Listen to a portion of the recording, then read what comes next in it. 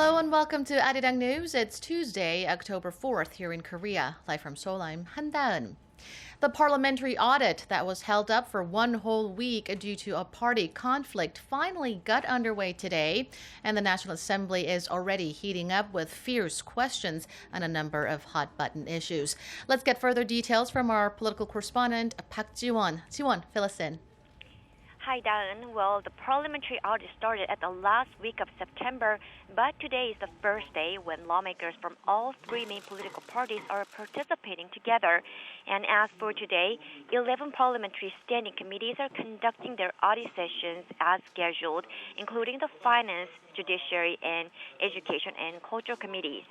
The main and minor opposition parties are grilling government officials over various issues today, and some of the key topics include the corruption allegations surrounding the mayor and K-Sports foundations. Well, there are serious questions over how the two foundations could raise a staggering $65 million through donations by the nation's several conglomerates in a very short period of time, and opposition lawmakers are hurling questions to government agencies who gave the green light to establish the foundations to find out more about the allegations. Scandal-ridden Presidential Secretary for Civil Affairs Woo Byung-woo is also on the fire on today's audit sessions as well. Well, he's under investigation for multiple allegations, including embezzlement and abuse of power. Well, the parties have agreed to push back the audit's closing date from October 15th to the 19th to make up for the loss of time caused by the ruling party's boycott last week over its struggle with the National Assembly Speaker Chung Se-kyun. However, bipartisan tensions remain as the ruling party is pushing hard for a legal revision to reinforce the Assembly Speaker's political neutrality, a move the main opposition party deeply opposes. Daeun? Thank you, Ji-won, for that. Korea's southern resort island of Jeju is about to come under the indirect influence of Typhoon Chaba. The Jeju Regional Meteorological Administration issued a typhoon watch at 1 p.m. this afternoon, and all ships were told to go back to port. The typhoon is expected to bring heavy rain to the island in the coming hours, with between 80 to 200 millimeters expected in most areas and up to 400 millimeters in the mountains. Wind speeds will vary from 20 to 30 meters per second. Waves up to 5 meters high are expected in water south of the island in the afternoon, but will grow to 8 meters high overnight. Typhoon Chaba is now moving northward from waters about 600 kilometers south of Seogwipo at a speed of about 20 kilometers per hour.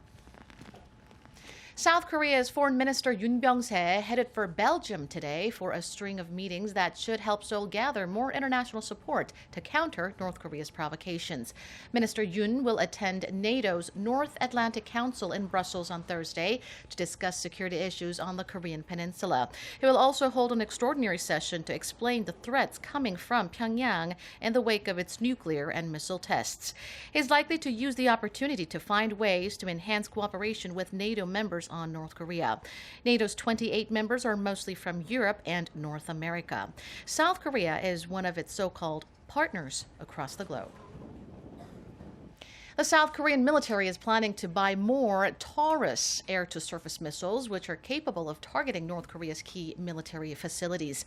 A Defense Ministry official told Seoul-based Yonhap News today that the military has decided to buy 90 additional Taurus missiles. The military was already planning to deploy 170 Taurus missiles and decided to add to its arsenal after North Korea's fifth nuclear test last month and its continued ballistic missile launches. The Taurus missile has a range of 500 kilometers, and the missiles can automatically trace and penetrate a concrete wall that's up to 6 meters thick. In a worrying deterioration of relations, the United States has suspended talks with Russia on its efforts to end the violence in Syria. It suggests there's little hope for a diplomatic solution to end the more than 5-year civil war anytime soon. Kim Mo-kyun has the story. The U.S. State Department says Washington is halting its participation in bilateral channels with Russia as Moscow did not live up to its commitments.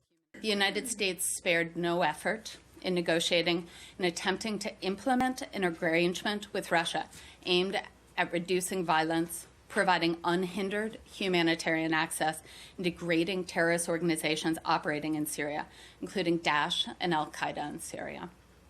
Unfortunately, Russia failed to live up to its own commitments, including its obligations under international humanitarian law and UN SCR 2254. The announcement came as Syrian government forces supported by Iranian-backed militias and Russian air power pounded the rebel-held area of Aleppo. U.S. State Department spokesman John Kirby said Washington would continue to communicate with Moscow's military to avoid accidental military interactions over Syria. But he said the U.S. would withdraw all personnel it had dispatched to prepare for military cooperation with Russia under the latest ceasefire agreement. A few hours before the announcement, Russian President Vladimir Putin suspended an agreement with the U.S. on disposing of weapons-grade plutonium, citing Washington's, quote, unfriendly actions towards Moscow. Washington said it was disingenuous of Russia to cite the United States' threat to strategic stability as a reason for this decision. Kim Mo-gyan, ARIRANG News. And that's all from me. Stick around for more economic news coming right up on Business Daily.